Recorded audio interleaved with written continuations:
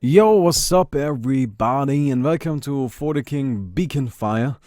I heard some people saying, hey Bomb, I don't really get this mode, like, can you explain it a little bit more? And so I thought I might as well do that. We've been playing a lot of this recently. Oh shit, hello Melee. Should probably turn that off. Oh well. But I've been playing a lot of this recently. It's a really fun mode. But it is also a little bit complicated, and it does certainly warrant a little bit of explanation. So I thought we could do that right now. Seems like a bit of fun, right? And hopefully afterwards you can go and also bathe yourself in the bacon grease. So yeah, the first thing you want to do in the game is you pick your hero.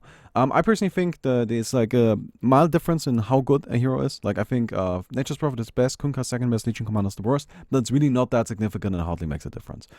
The second thing you want to do is you want to go in here and look at your list. Now, this is something you'll just have to take some time to figure out, but like, is your list any good? That is what you want to ask yourself. Now, this list right here is complete garbage. Like, this is really not very good. We can save it if we get some very specific units, which we did not get. So what we then want to do is we have the option to replace our build list. Now, there is a little bit of randomness involved here, right? We're like hoping for some very specific units.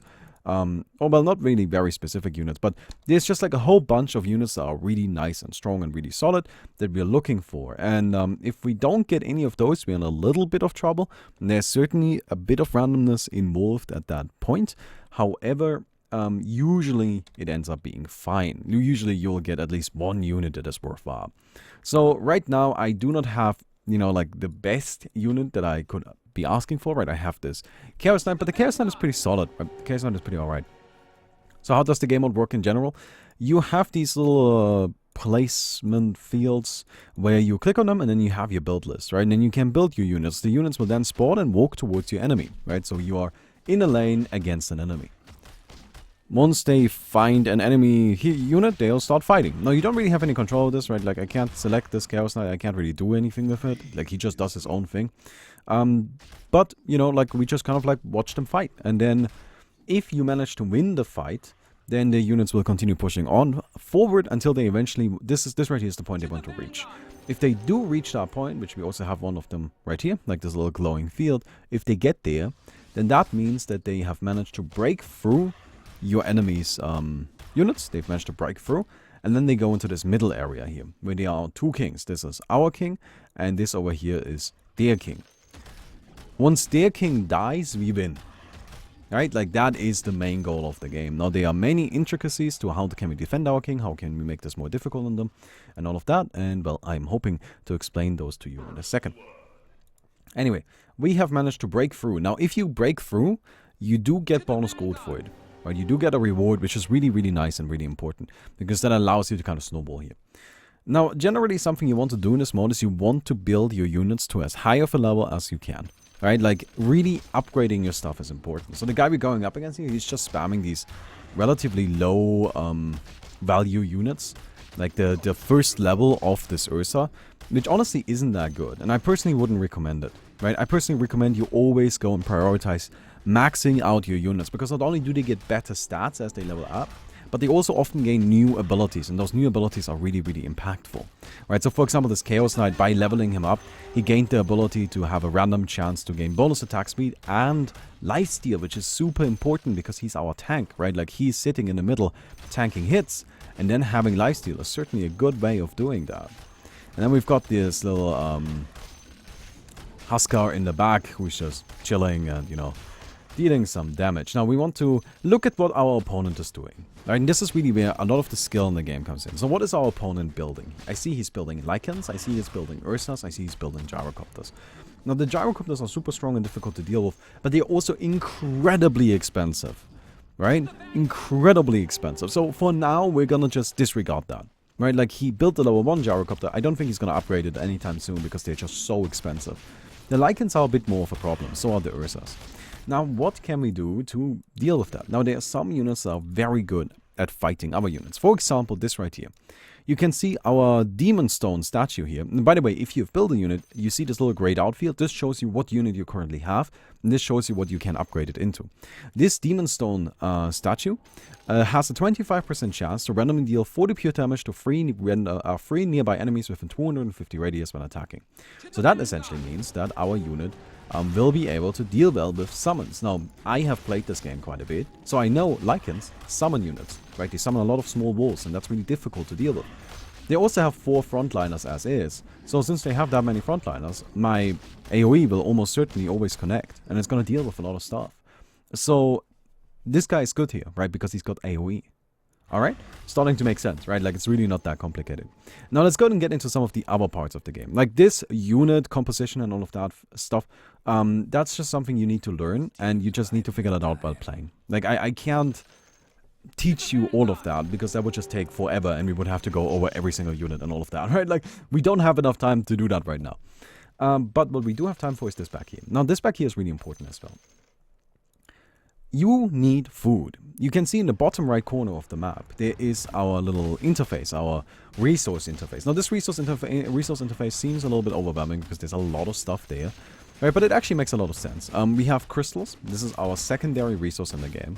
We have our income, which is how much gold we get each round, right? Every time a round begins, this is how much gold we get through our income. Can we upgrade this guy? Not quite. He's really expensive. 480 gold. It's a powerful unit. Oh, he did upgrade his Ursas finally, so... yeah, that's actually a little bit spooky, right? But we're still in very good shape here. I'm not really too worried. So anyway, this is how much extra gold we get every time a round begins, right? Then we have collect. This is how many crystals we are collecting. Now, the crystals aren't bound to what round we are in. They're just bound to a timer, right? So as we are going through the game, as we are hopefully killing stuff and defeating it, we are gonna be spending time in here, and we're gonna be collecting crystals. Now, currently, their king is under siege. You can see that some of my units, these are my Huskars, and these are my Chaos Knights, they've managed to get all the way through our enemy's stuff here, right? They managed to break through, and have now managed to break through even into their king's area, and are now fighting their king. And the king is already taking quite a bit of damage up here. So, these crystals can be used for various things, right? First of all, they are needed for food. You need them for food, and you need food to be able to build units. If you don't have enough units, then you can't, enough food, you can't build any units anymore. You can see down here, we have 14 out of 16 food. If this fills up, then we just can't build units anymore, right? Like, we just can't do it. There just isn't any space for any additional units anymore. We're gonna go ahead and build ourselves the Wraith King right here. He gives our units lifesteal, which seems kind of nice. You now see we are at 16 out of 16 food. If I now try to build something that costs us food, we'll not be able to do so, just because we need food. I feel like this is starting to get, fairly redundant, but it's just how it works. So you can see right now I'm trying to build crystal collectors, which consume 1 food, but it's not letting me because I do not have enough food. So what I need to do instead is I need to go and upgrade my food, which I can do over here. You can see 35 and 70 crystals, so that's one part that we need crystals for. Over here we can upgrade how many crystals we're getting, and also we can upgrade the rate at which we're getting them. I'm not sure which one of them is which one, but yeah, you can like upgrade how many collectors you have, and then you can upgrade the efficiency, right? I guess you don't upgrade the rate at which you're getting them, you're just upgrading how many you're getting every time you do it, right? But the idea here is that we can upgrade our efficiency over there. Now we can use this to do a few things. First of all, we can use it to buff our king, enhancing the king. This is very important, because the king is actually really, really important, obviously, because if the king dies, you lose. Not only that, but the king is actually very powerful, fully upgraded. Like, the king is not a pushover if you upgrade the guy. Like, absolutely, they can fight really, really hard. You can also buy additional units. So, for example, I can go in here and just spend all of my crystals on these trolls. So, up here you can see I now have a bunch of trolls waiting. These will spawn next wave and then run across the map as well and help fight for me. Which is convenient, because I like it when people fight for me. That works out pretty well, Now, these units, not only do they fight for us, but they also increase our income. And then the last thing down here is troops. I guess there's our gold. This is how much gold we have, right? And this is our troops. Now, the troops show us just how much in terms of gold value we have as units, right? Like, how much are these units worth in terms of gold? Now, that is relevant because there are certain things in the game you can only do after you have reached a certain troop value. Like, for example, unlock these inventory slots here. Now, I can buy items. So, for example, I can go in here and say I would like to have additional health regeneration on all of my units. So all of my units now have free additional health regeneration, which is really nice. Right, I can also upgrade the king. So I enhanced the king recovery. Now all of my units got even a little bit more health regeneration. Not these, because it only applies on the next wave that you spawn. That's always how it is, right? Always only, like after you upgrade something, it only applies on the next wave. Oh, these are actually the cheaper gyrocopters, I believe. And he just uses super ability. So every general, right? So I have this guy, I have the Nature's Prophet, he has the Kunkka. They all have a special ability that allows you to enhance your units and like be able to fight better. Well, not really enhance your units, but like just kind of come back to a certain extent. So Kunkka can make his units really, really tanky. I can spawn an additional wave of units. The Legion Commander can just kill everything in an AoE. And yeah, this guy is actually probably just dead. Yeah.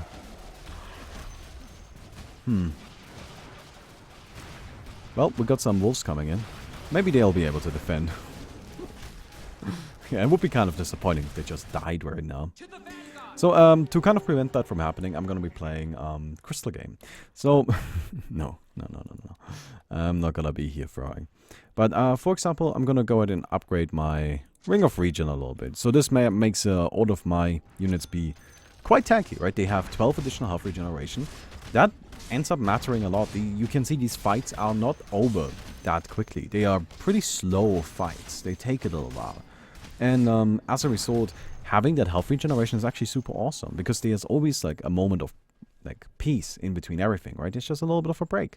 And in that break, you can actually properly utilize health regeneration like that. Oh, there we go. He actually managed to build one of the really big gyrocopters.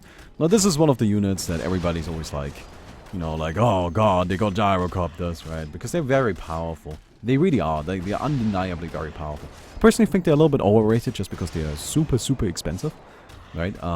But they are very strong, right? They just do crazy AoE damage. Crazy damage in general. A bit squishy, so you need a good front line to be able to make use of them, but yeah. Anyway. Gonna go ahead and upgrade my crystal efficiency. So I've got 4 that are collecting now. Right now, soon they're gonna be collecting more. So again, upgrading the efficiency as well as upgrading how many I have got. And also we can continue building units, of course. Now you do have like one god unit kind of. And I'm actually gonna go ahead and use some of my crystals to recycle again. So you get 1 recycle for your build list for free. Right? So one time you can just say, no, I don't like this, I want a new one. And then it costs crystals. So let's see what we got. Oh, nice. This is actually a really good one. You have 1 god unit that you can build each game. Now this god unit is very powerful, as you might imagine. You know, it's your god unit. Now the god unit usually is very expensive and also has restrictions on it when it can be built. So for example, I actually don't have enough food for this guy right now. No, I don't have enough crystals. Oh no. Oh well, this is kind of awkward. I guess I'm gonna be waiting with that a little bit.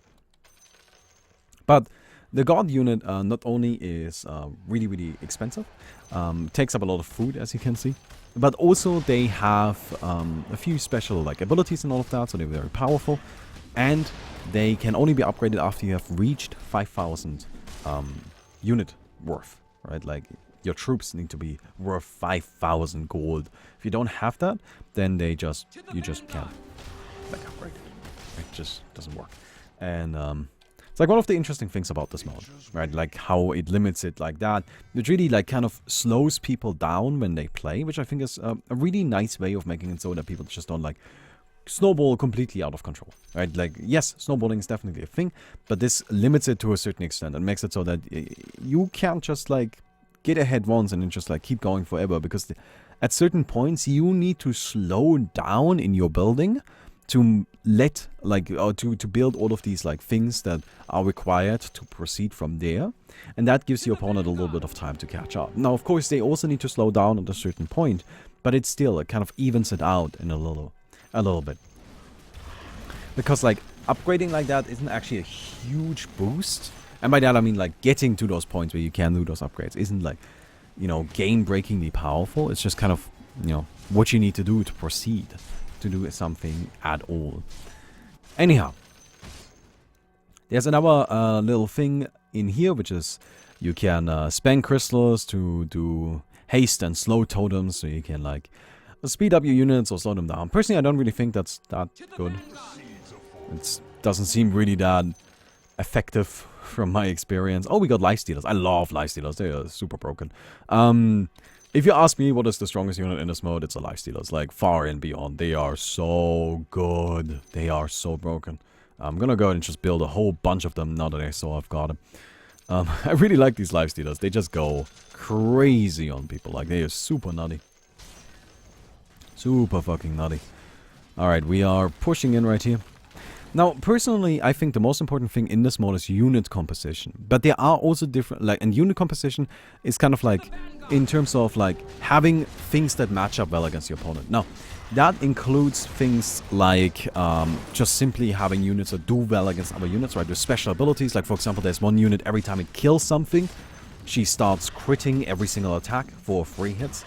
And, like, gains a lot of bonus attack speed, which is very powerful against, you know, a player that goes for a lot of small summons, because in that case you can simply crit through all of the summons really, really quick, and there's like hardly anything you can do against it, right? So that's nice and powerful.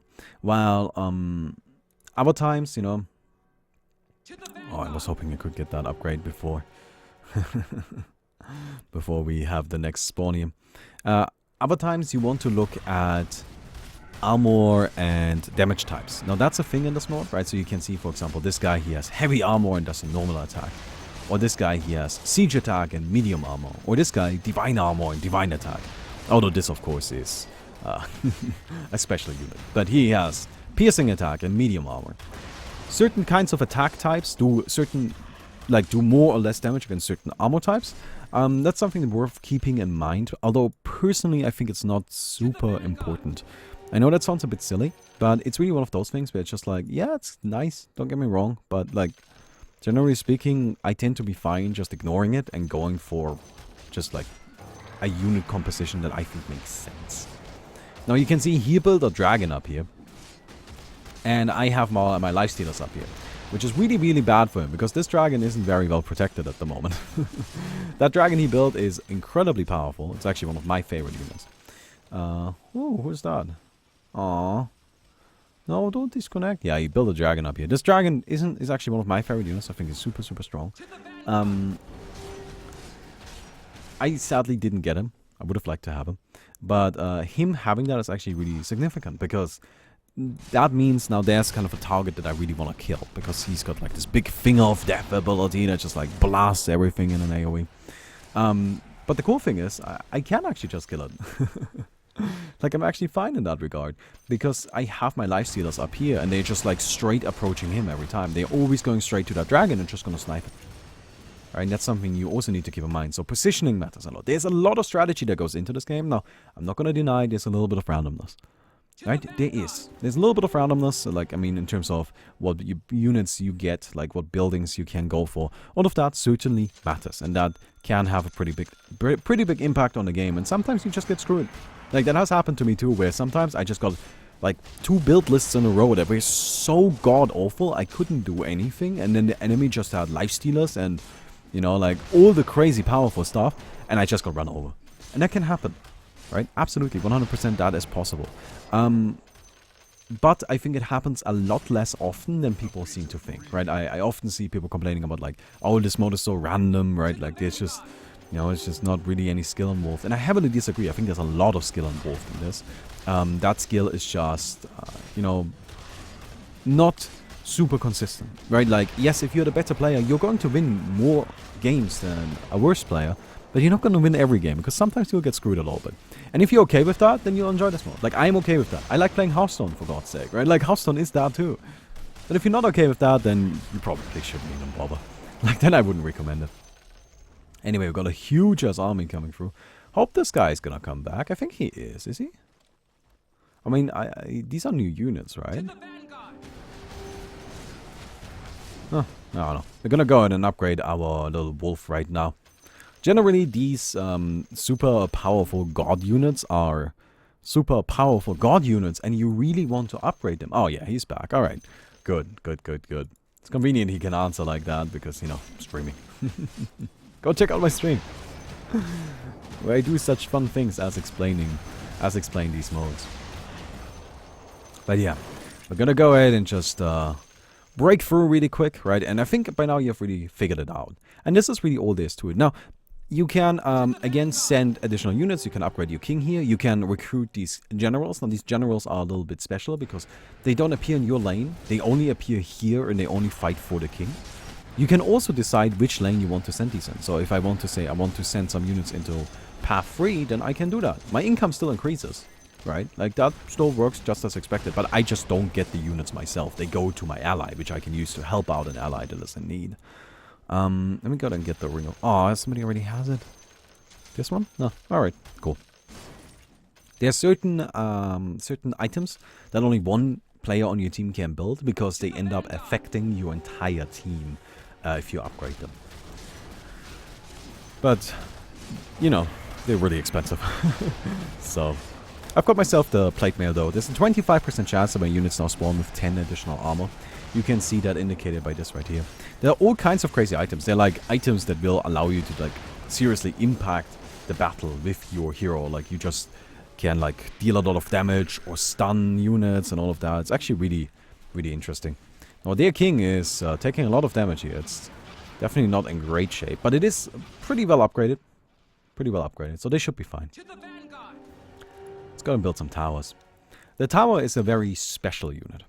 Very unique. There's nothing else that's really like it in this mode. Now, what does the tower do?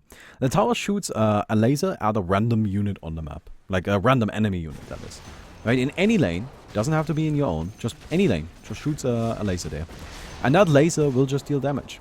Now, in of itself, that isn't like super powerful. But long term, it actually really starts adding up. So you can see I have these 4 towers now. And they'll just be constantly shooting. They'll be constantly shooting, and they'll very, very slowly just reduce the overall HP of the enemy team. Right, and slowly chip away at them. And that's actually a pretty decent strategy. Right? Now, towers are kind of a little bit special in another way as well. As I mentioned earlier, generally speaking, you want to upgrade. Like, as much as possible. Because, like, upgrading really makes the units much more powerful than if they weren't upgraded.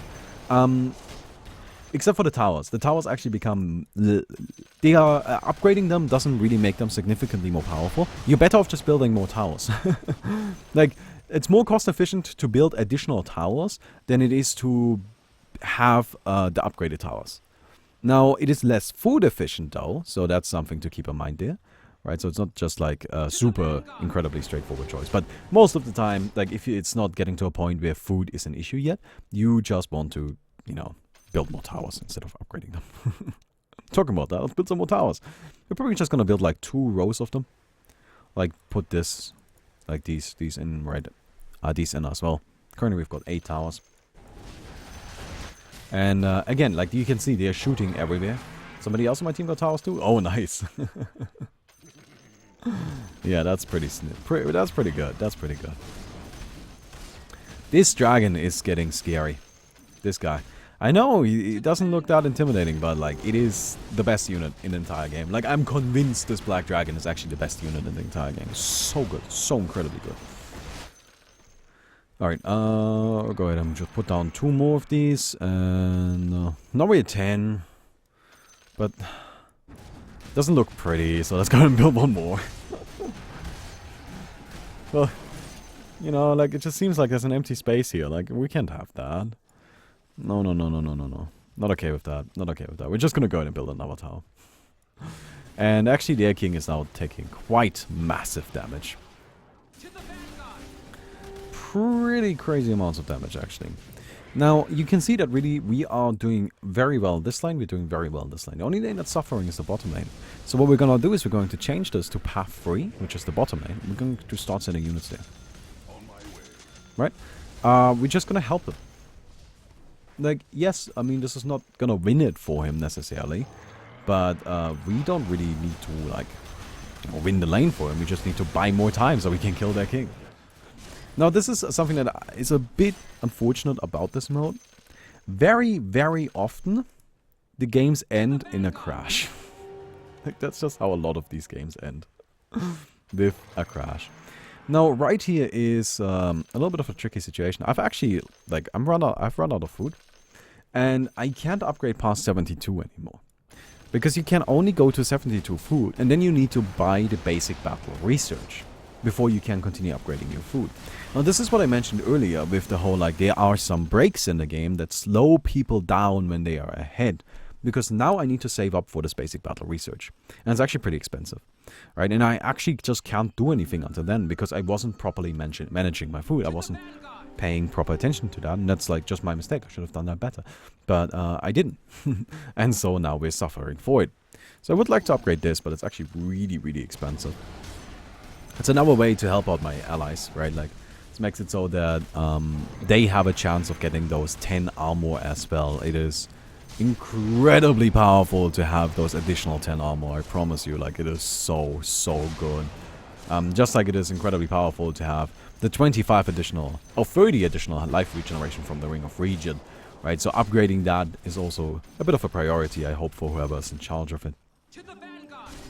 But yeah, well, since we're just saving up right now, like, we actually just, again, can't do anything at the moment. Oh, that is an upgraded dragon. Ooh, that word. Yeah, that is, as I mentioned, that is kind of scary. Those upgraded dragons are very, very powerful. Alright, their king is dropping though. Big wave at the bottom yet again, but should be fine. We could also just, like, do this, which this is just like, hey, let's go ahead and spawn all of our army a second time, right? And just go hard. Like, really try to push for a victory, and let's go ahead and do that. Why not? So we just spawned all of our units twice, because we used our, like, super mega crazy powerful ability. And we can actually do the basic battle research, which is nice.